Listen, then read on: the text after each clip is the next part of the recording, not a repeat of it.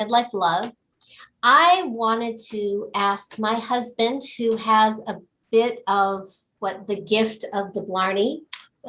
I think genetically I'm like 35%, if that means anything. And I have kissed the Blarney Stone. Of course you have. Which, by the way, this is where, if you were to go to Blarney Castle, there is a 90-year-old man who is happy to hold you upside down and really down the side of this castle that's 100 feet up in the air, and will allow you to kiss the Blarney Stone, which was, for me, utterly terrifying. And no, I didn't trust that old man to support my weight up in the air, but that's how it went.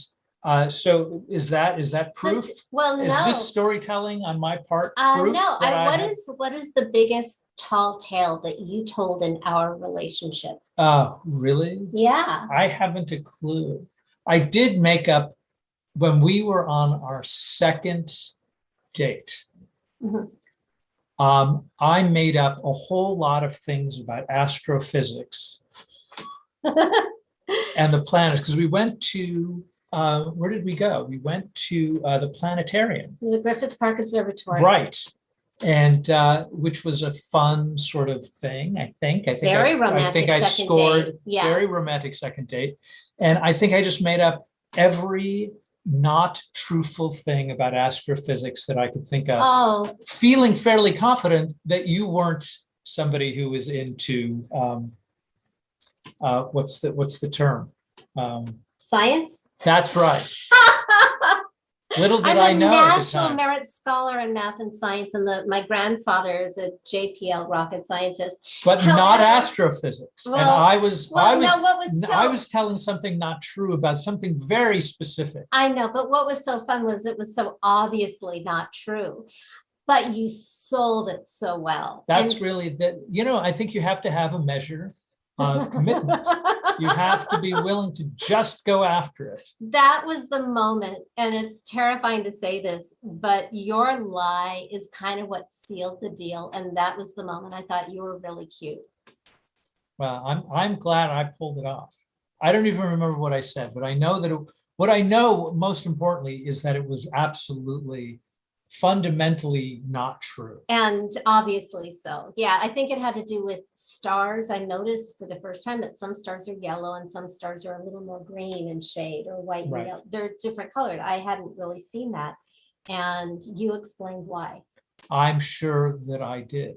And it has a lot to do with the crystallization and the pressure of the universe, in the same way a diamond is formed under thousands of years pressure. The same kind of things happens to a star when you are having when the universe is expanding. So it's sort of the opposite of that. Thank you. All right. So you heard it here. You heard it here first. Absolutely. By anybody in the history of the world. Yeah. So my grand lie was that I claimed to be 39 on my dating profile when I was 45. Yes. And then you, I think the first words out of your mouth were, that was a lie, but I'm here to, it's really okay. 45. It's really fine. It's okay that I said that. No, I said, it wasn't, it was like, it was really uncomfortable. So my real age is, which was 45 at that time. Right. Because it just was too uncomfortable. I wanted to be in like the right searches, that I also couldn't carry the weight of that lie. Well, you had me fooled, and so that's really all. Yeah. Well, hey, it worked, right? It worked. So here we are, wearing green on St. Patrick's Day, talking about tall tales. Yeah. It's not though. It's not. It's storytelling, and in fairness to the Irish people, I've had some of the best conversations. Honestly, like the best conversations I've had in Ireland. But so anyway, that's I'm part Irish too, and so I love the culture, and I picked you because look at this Irish punum. Right. All right. So today's episode we're going to have as our guest one of my favorite people in the world. I just love her. I'll talk more about her in a few minutes, but she's an energy worker. So we're going to be talking about energy blocks and the cool things that happen when you remove the inner blocks. You've got outer obstacles and you've got inner obstacles. This is what coaches do. I've been really kind of on a tirade and a rant for a couple of weeks about bad coaches who tell you to do stuff that isn't really even helpful. That's not coaching. But setting that aside, I was doing energy work on myself this morning for a few hours. And well, that's interesting, but I start choking as I talk about it.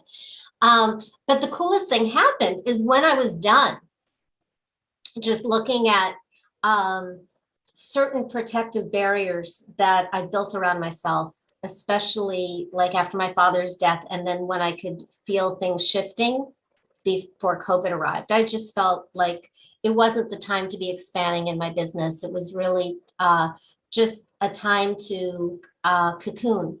So I built up a lot of like energetic shields for safety, and I want to bring them down because I'm feeling way more positive and optimistic and safe in the world with, just new administration. We're seeing, the incredible mobilization of vaccination and all that kind of stuff. So I was like, okay, it's time to like open myself up again. And I really should have brought some water. So Do you want me to get you some water? can you get me some water? Thank you. So I'm just kind of doing this energy work on myself. And when I'm done, I check my phone that I turned off, and I had a message from my doctor inviting me to get my first dose of the vaccine Saturday. My Fauci ouchie, that I've been, so jealous of, but also joyful for all my family and friends who've been getting it. And I really thought that because I stay home a lot, that I was going to be like, end of the line, May 1st. Whenever. And I want to get out and start traveling with Devin ASAP. So that was just such a fun little surprise demonstration of when you do inner work, and it may not even appear to be related, just how instantly sometimes outer things change. It's like I'm like telling the universe that I want to travel again. I'm ready to go out there and lead retreats. I just booked a bunch of rooms in San Miguel for my next Money Goddess retreat. And I'm kind of letting the universe know that I'm open for business again. And I'm creating things again that excite me. And I really didn't see like any possibility of getting the shot so soon. So now we have to maneuver to get Devin the shot, so that we can go on a trip together, because we are really far behind on getting married, right? Yes. I know. I'm paying attention. And for those of you who aren't in the know, Devin and I have a project of getting married 100 times in 100 countries. And before the shutdown, we had our 25th wedding in Lisbon in October 2019. And it's been a really long dry spell without any weddings. I'm wondering where I stand in this relationship. Like, are we solid? And so I think we just need to hit the road and start getting married again. I'm in. Okay. I thought you would be, since it was your idea. So that is my like little energy work preamble before introducing our guest, Jen Polson. So I love Jen. To be on this show, it's like really we're picking the people we love and we admire. Jen Polson is the creator of A Year of Miracles, and she's been helping coaches and entrepreneurs for over a decade with their most important work, their inner work. Jen helps her clients recognize and release the hidden beliefs, creating self-doubt, overwhelm, and sabotaging success. Her unique method creates quick results as she combines her psychology background and her intuitive energy work. And we will post links to Jen in the show notes, but you can find her on Instagram at Jen Polson, just spelled like she is in the show, and you'll see her name when we bring her into the room. And also visit her website at jenpolson.com.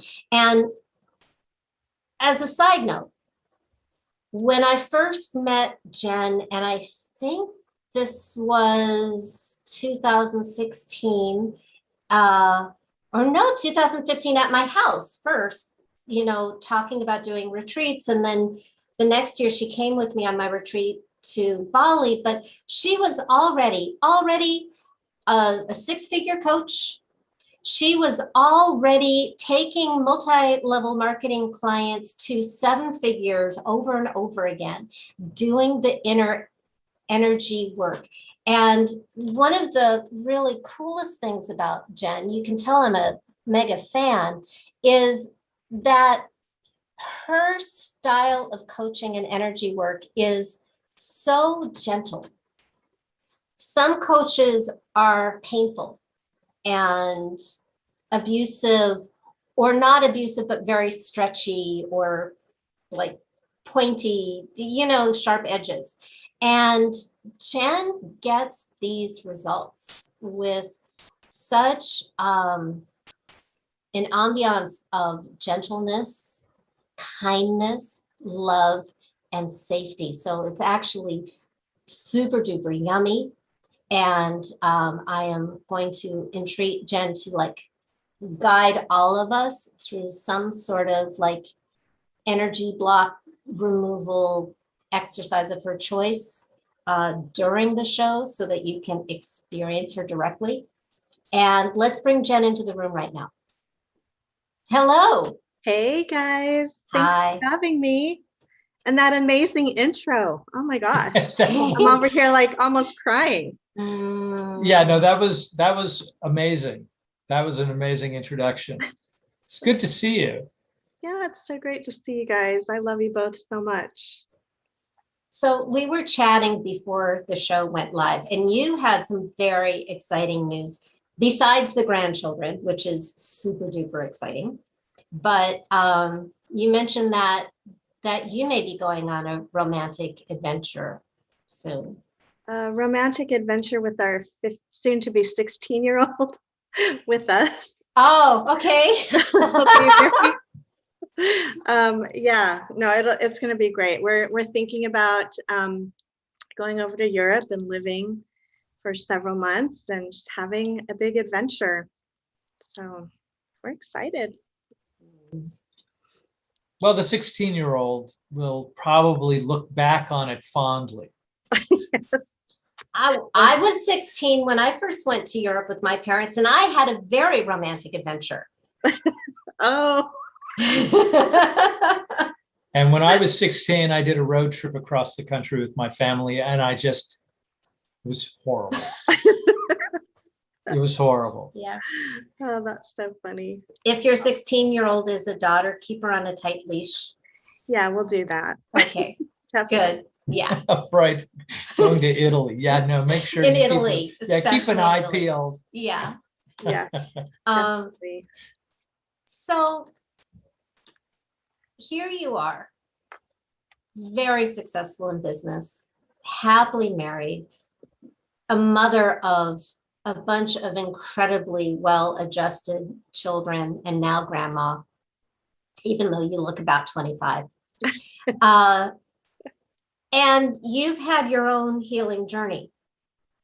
Absolutely. People look at you now and you're happy and you have all these tools, but this isn't how you started. Would you like to share a little bit about your journey? Sure. Thank you. I grew up in a strong Christian family, did all the church things. I still do all the church things.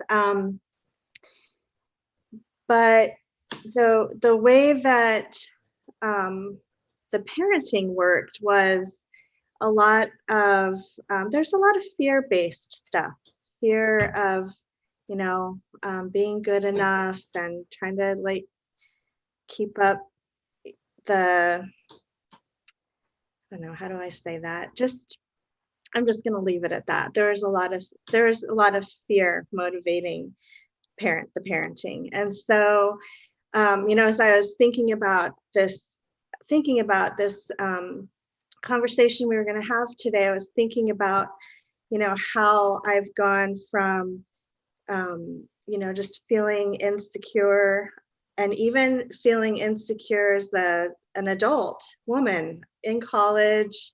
I had a lot of great experiences and great people in my life over the years that helped me see myself, in a way that you can't hear it from parents. But I, as I, ventured into like getting married and having kids, I realized that I still had these insecurities. I still, carried anger and frustration, and I couldn't figure out how to let it go. And probably why I decided to major in psychology, to try and figure myself out, figure my family out.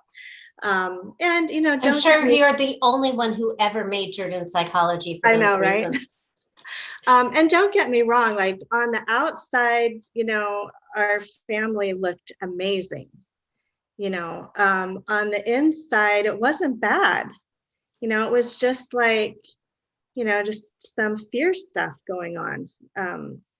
And so there wasn't any kind of abuse or anything like that, but it did have an effect on me. And so as I went through college and I started understanding a little bit about behavior, and then in one of my college classes, I had to go to therapy for a semester every week.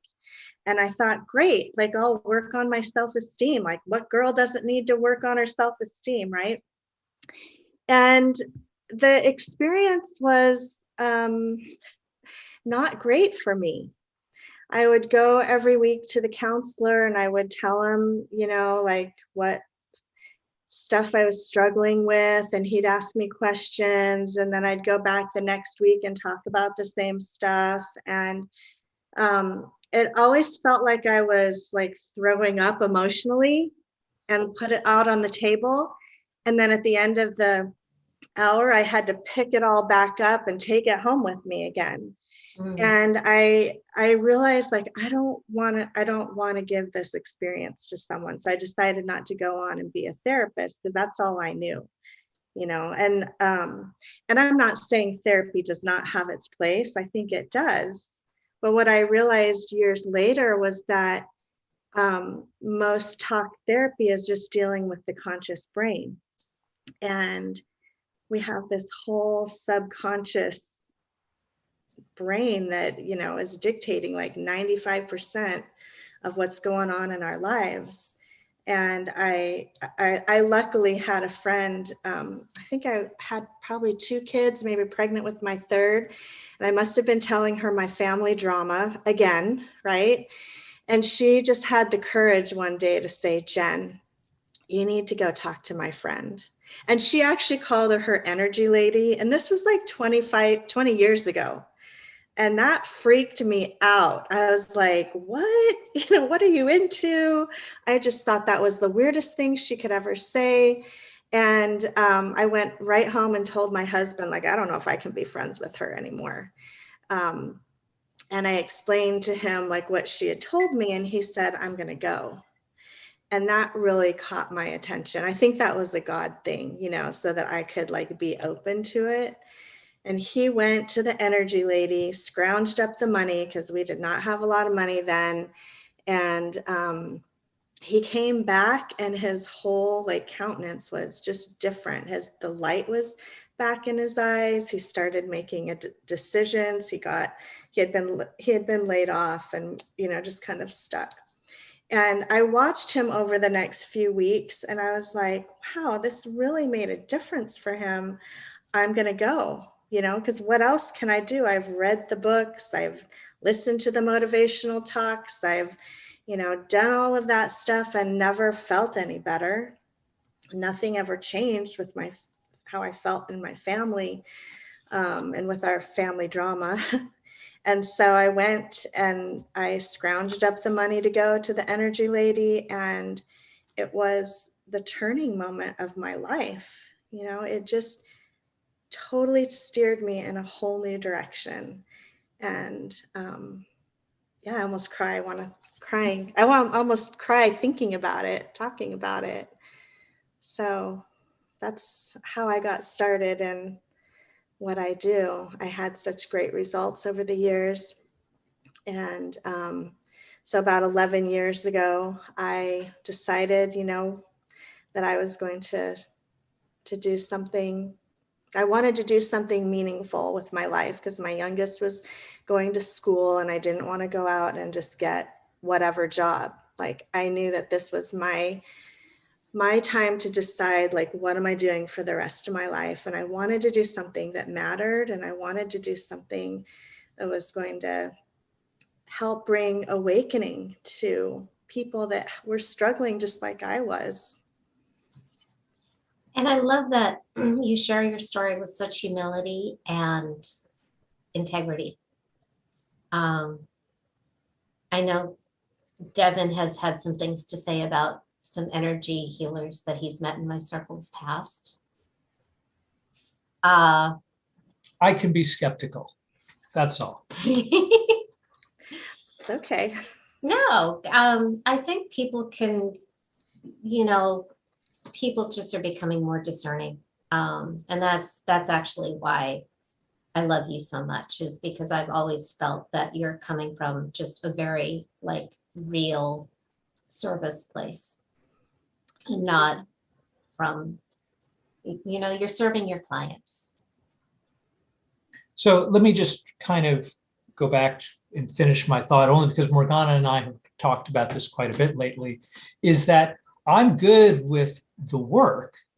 It's just, I think there are some people who don't necessarily do it with an integrity attached to it. And so when I've seen that, I'm kind of quick to point it out.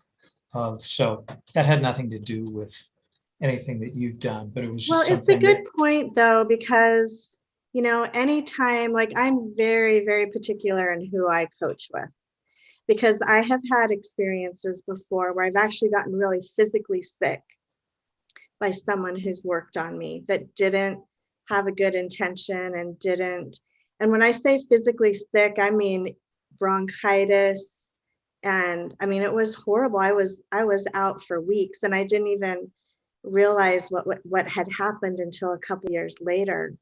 You know, I'm like, oh my gosh, that person did not have good intentions. And I was so new to it that I didn't understand, you know, like what had happened. So you just have to be discerning and follow your heart and your gut on who you choose to coach with.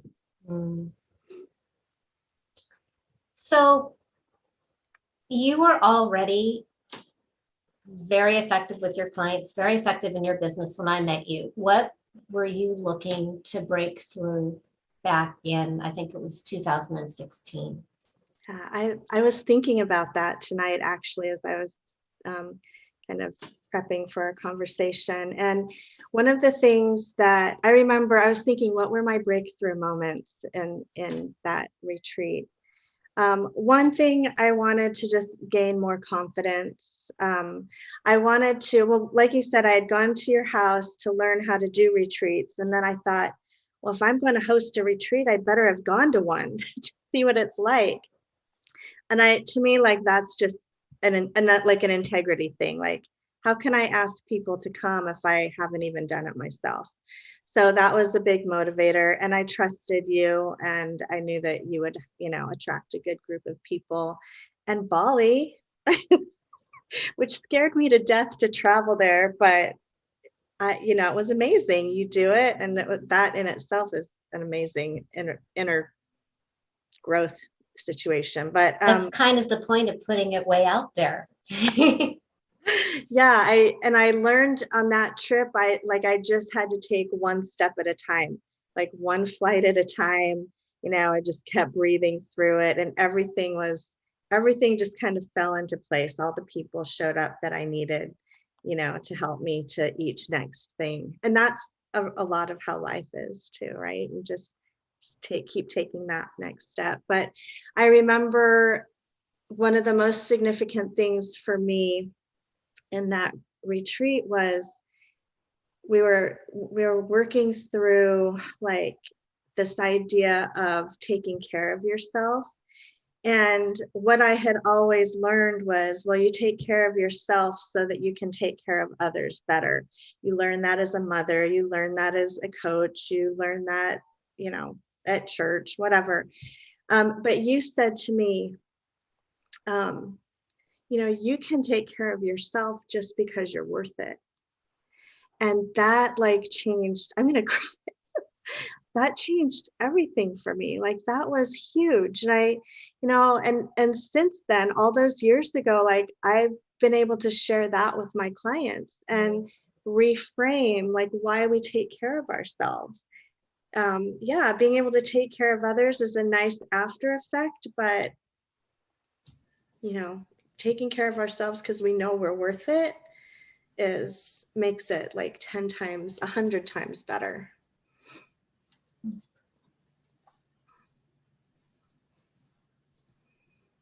So since our show is Crazy Sexy Midlife Love, how have you been applying this work to love in your life? Yeah, well, one of the things that, you know, I look at with my clients is what are the beliefs that cause you to not love yourself, or what are the circumstances? And I, you know, I've looked at that a lot at my, you know, throughout my life, you know, as different things come up, whether it's triggers with my kids, whether it's triggers with my parents, whether it's triggers with my husband, you know, what is it that makes me feel like unlovable or not worthy of love? And I think it's just a question that we get to ask ourselves instead of blaming the other person for the way that they're showing up, right? And so I kind of thought about three things that a lot of times we take on the belief of is one, that we're not enough. Two, that in order to be loved, you need to prove yourself.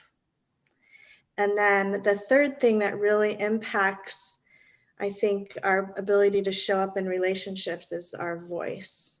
And there's so many circumstances in, you know, throughout our childhood, whether you had a tumultuous childhood or a relatively peaceful childhood, we all have the experience of this separation from love. And, you know, and I did some coaching with Devin, and he really helped me understand this in a big way, especially like when it as in my marriage relationship, you know, and so for me, it's not that there's like been one moment of, oh, I get it. It's just been this like this journey over the years of recognizing, you know, when I don't feel loved, why don't I feel that way? And then doing the work to heal that. Where a lot of times, you know, I just used to live my life blaming everybody else. Well, if my mom was this way, or if my dad was that way, or if my sister was that way, if my husband would do this, you know, if my kids would act this way, then I would be okay and I'd be happy. And that's like, you just can't live life like that and really be happy.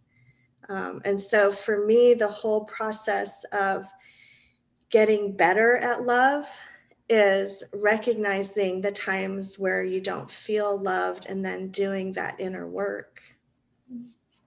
So with regards to kind of removing blocks and supporting people, because my guess is there's going to be some folks who are going to watch this and say, well, I can't afford it, and it's hard to justify, and you know, those kinds of things that we do. In other words, like there's the answer, but it's like, well, okay, everybody else can do that, but I'm going to be over here. Is there sort of like a little baby step that you might be able to offer somebody who is on the fence or maybe a little apprehensive? Yeah, absolutely. I mean, I always start my clients with just pay attention to what you're thinking and what you're saying, because a lot of our happiness starts with like what we're putting out into the world. So like when my kids were little, if they would call each other names, I'd be like, okay, you have to say 5 nice things about your sister because you said something mean to her, just trying to get them to be conscious of what they're saying.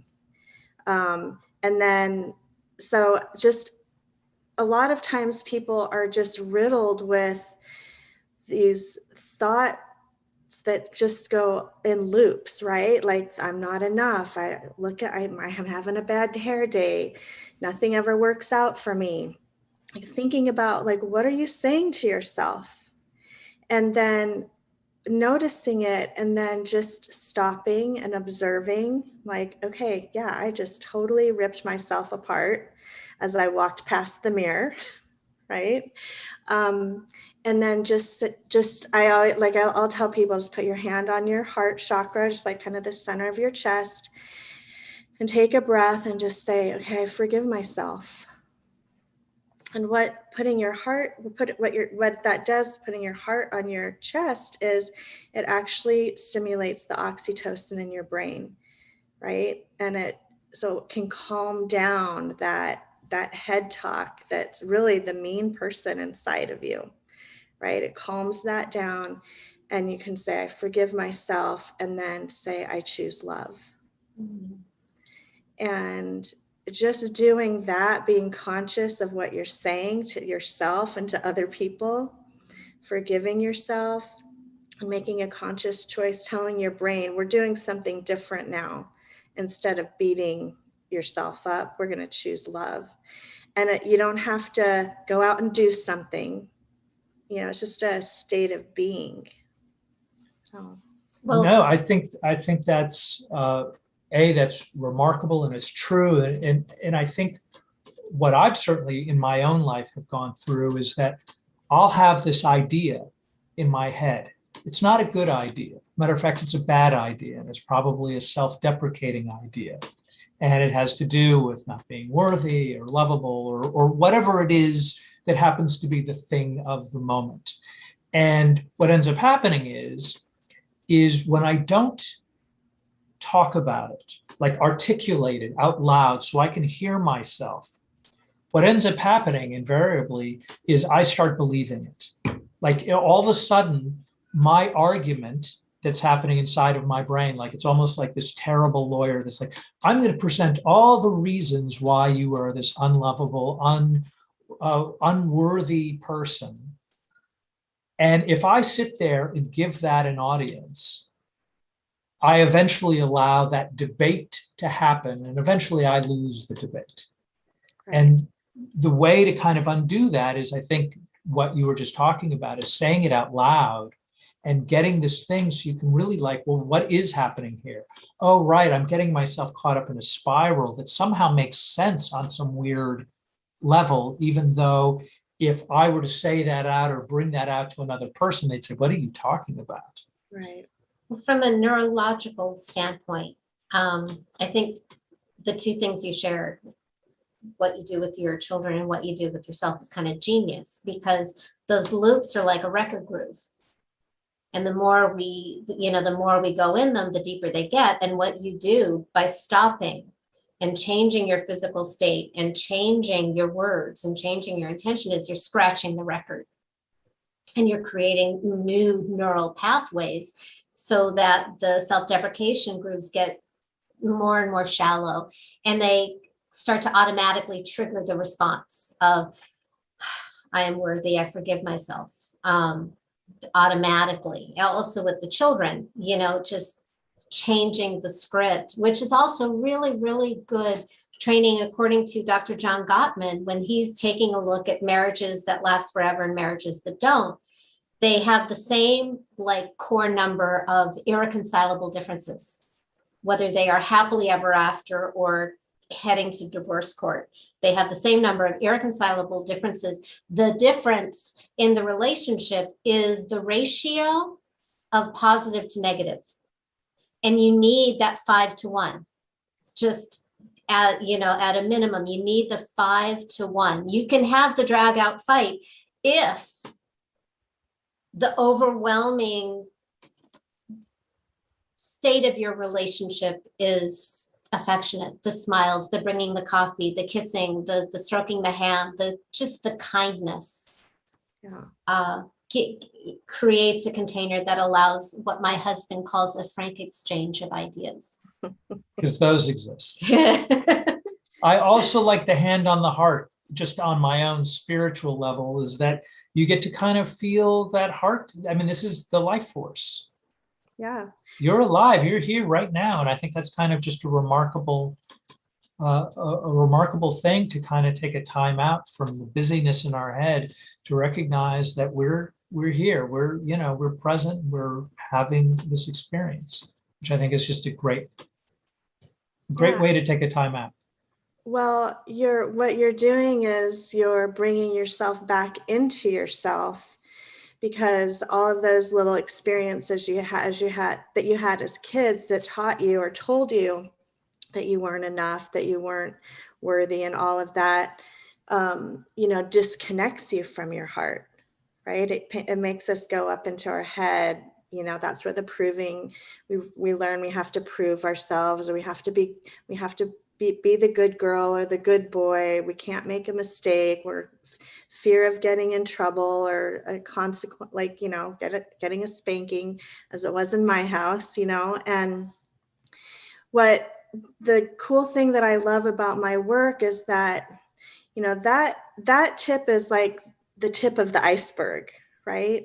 It's actually a support tool that I give my clients after we go through the process in a session. We look at what is the biggest struggle that they're having right now. I do coach a lot of business people, but oftentimes the struggle has nothing to do with their business, and it had everything to do with, some experience that happened as a kid that makes them not able to speak up, that there's fear of speaking their truth. So that's playing out, when they're trying to give presentations, in their business, or when they're trying to have a conversation with their spouse. And so all of those little experiences are tucked away as energy in the subconscious. And so when I help people get to the roots and release the energy of the experience. So you don't forget it, but there's not the energetic charge to it anymore, so that, you can walk into a family reunion, your mom can say the same annoying thing that she's said, every year for 25 years or whatever. You wouldn't relate to that at all, Devin. I don't know what you're talking about. Please go on, Jen. And it doesn't bother you. It's like, yeah, all right, that's mom, just letting her be her. I don't have an expectation. That's her stuff, And so when we have those times where we're at odds with each other, I always frame it as our little kids coming out, our little selves, inner child selves, coming out to battle it out on the playground, because that's what's been, some kind of wound has been triggered to make the anger response, or the, slamming the door. I mean, I never do that, but I think I slammed the door 3 nights ago after talking to my child. I slammed the door and I'm like, oh, that was so my little 4-year-old, just totally feeling not enough, but then you can sit with that, or you call your coach and you're like, okay, I'm stuck in this. I can't let it go. And then you go through the process of identifying it, releasing it, and then your little child doesn't have the wound anymore. Well, I think that's what is so fantastic about being a grown-up. For me, being a child was really, really hard, because you really don't have any power and you don't really have any say, and you are at the whim of the adults. But, you know, as we get older, we get a lot more choice. We have a lot more tools Yeah. If you choose that. if you Some, choose that. some people will go their whole lives never knowing that it could be different.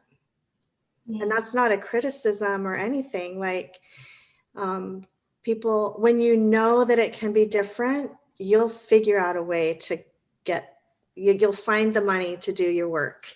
You know, you'll find the time, you'll show up to your sessions, you'll do the exercises, like you'll do what it takes when you know that it works. Sometimes the best deed you can do is live a good life so that you can show that example of what's possible, that you can, you know, that you can have a happy marriage, especially, you know, when so many of us come from like weird childhoods. But to show that you really, that you can, a lot of stuff that we didn't see, these careers that we have, and moving to Europe for 6 months with your husband and your 16-year-old. I mean, what a great example to set for your clients of what they can make up for themselves.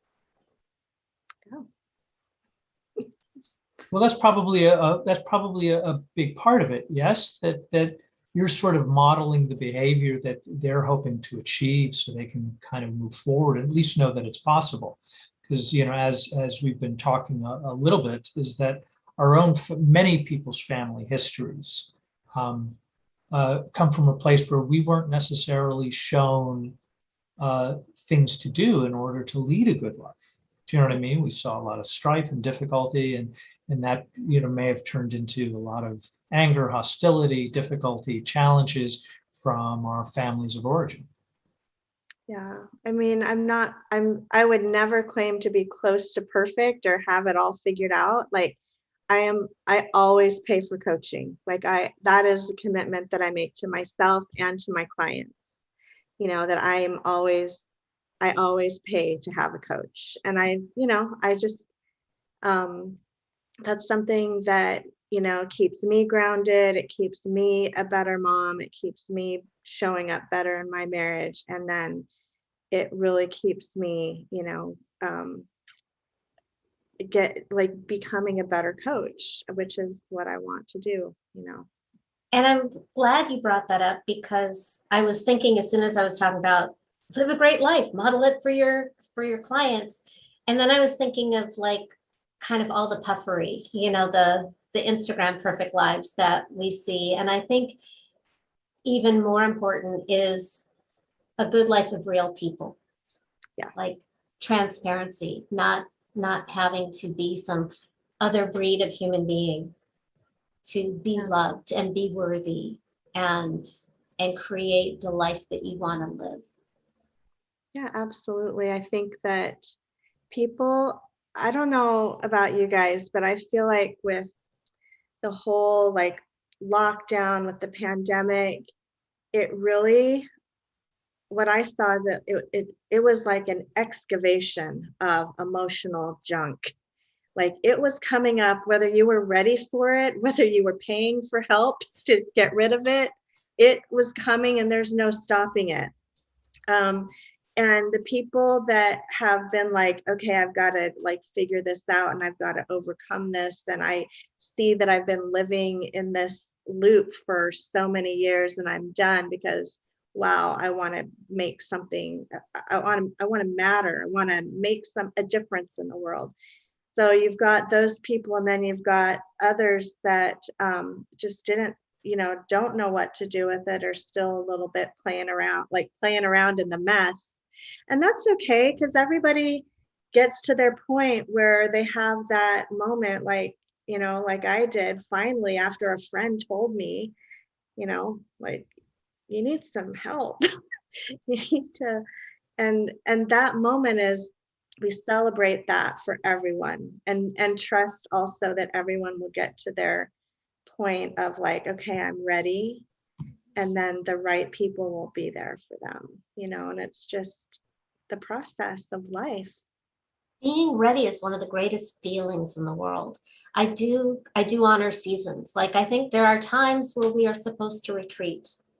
We have our winters where it's time to reevaluate, retreat, not go forth boldly. And then spring comes and we get the awakening of where the universe wants to take us. And then it heats up and gets bolder and bolder in summer. And then you have your harvest.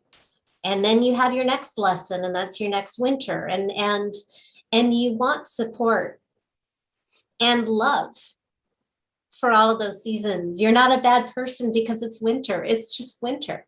Right. I love that. It's beautiful.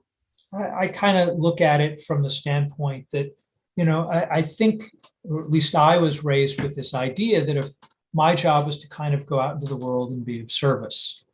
And that service, for lack of a better analogy, would be like, the Boy Scout helping the little old lady across the street, right? And that's the goal. I'm going to help all the little old ladies across the street without understanding that there are times where I need to be the Boy Scout, and there are times where I need to be the little old lady.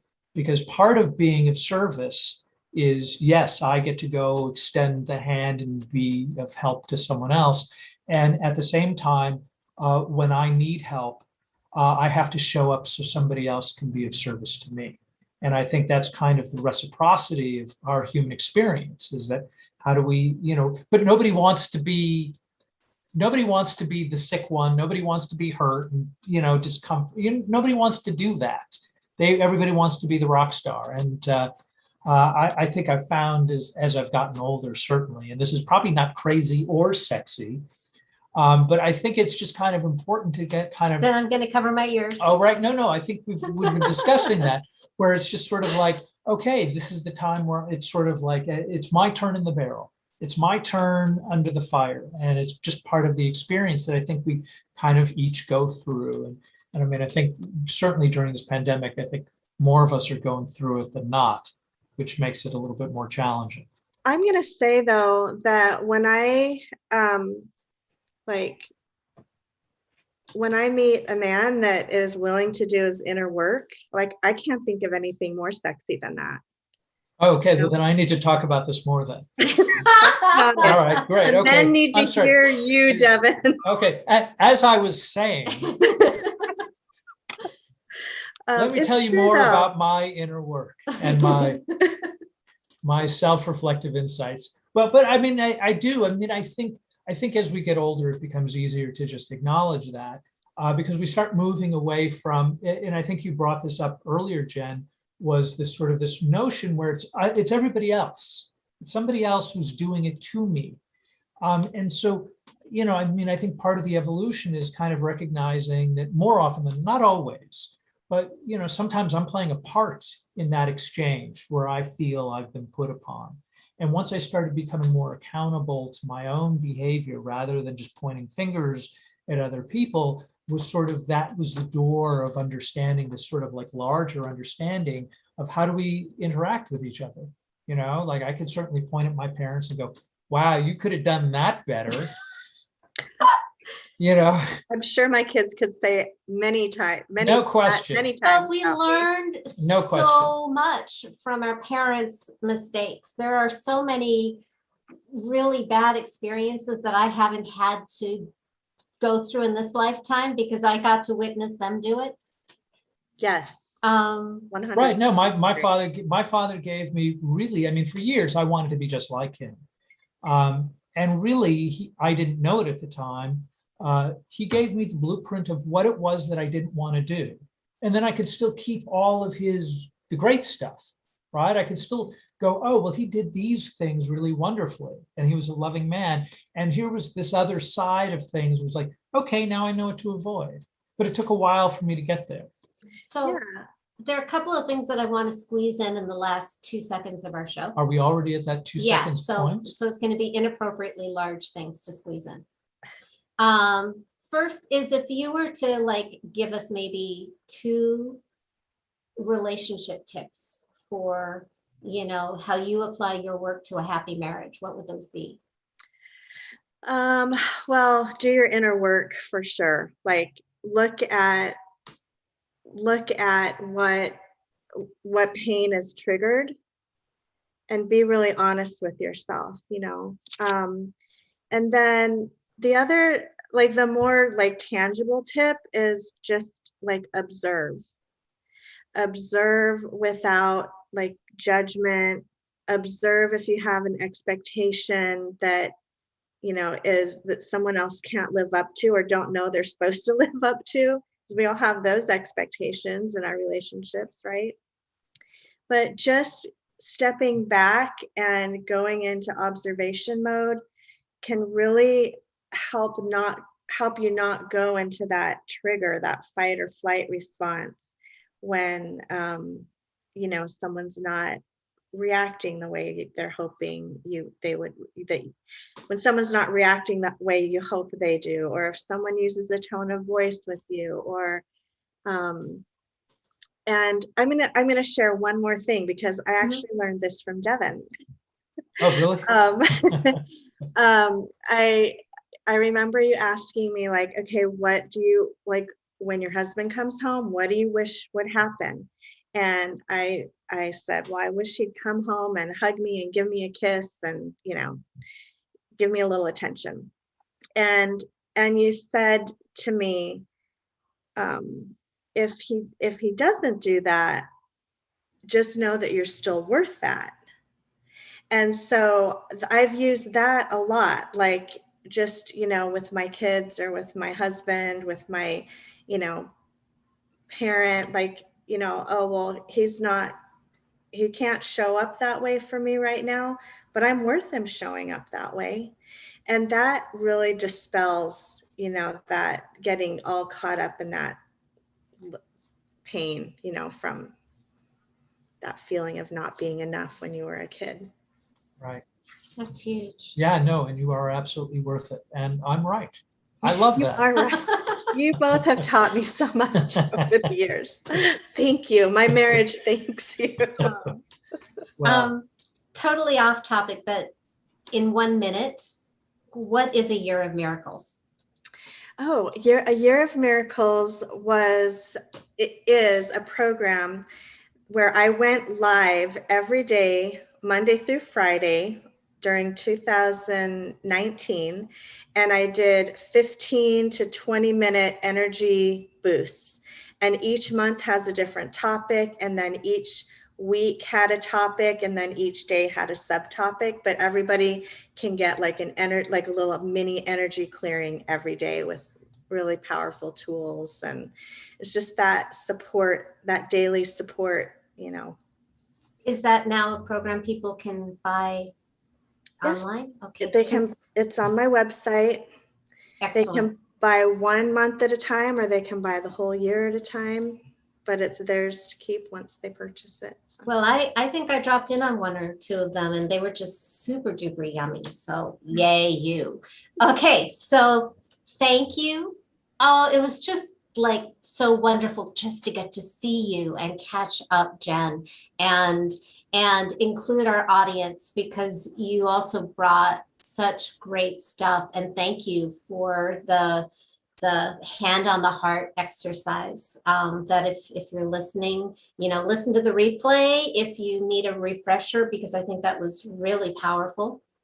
And I think we are coming to the conclusion of Crazy Sexy Midlife Love Radio.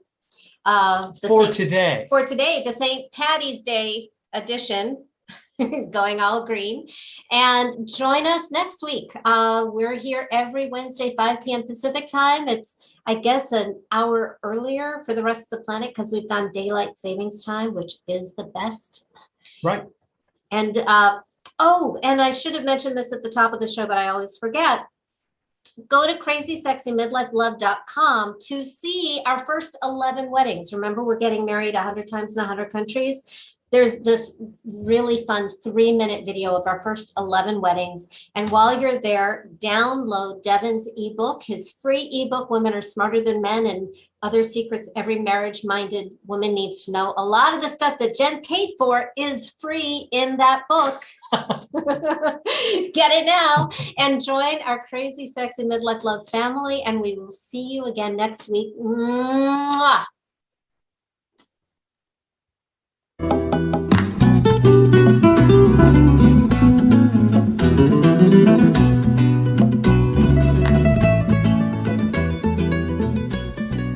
Thank you for listening to Crazy Sexy Midlife Love. Please sign up to join our free love family at crazysexymidlifelove.com to get alerts to live shows, call in and ask questions, or just listen in. And ladies, don't forget to download Devin's free ebook, Women Are Smarter Than Men and Other Secrets Marriage-Minded Women Need to Know. Also available at crazysexymidlifelove.com.